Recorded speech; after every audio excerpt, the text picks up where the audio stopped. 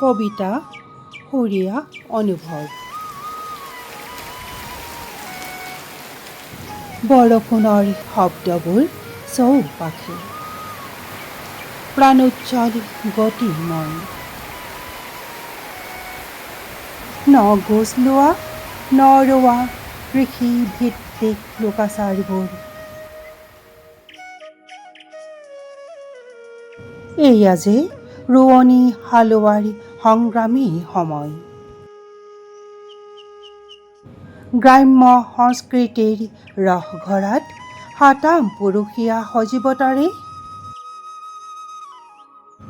পথাৰৰ বুকুত যিদৰে চলন্ত গভীৰতা, কঠীয়াৰ ভাৰখনত তেনেদৰে কৃষকৰ একান্ত আত্মীয়তা। পিছে মৰীচিকাৰ ফান্দত পৰি আপোন পৰম্পৰাত কুঠাৰ মাৰি কৃষক ককাই কৰিছা কিয় অনাদৰ?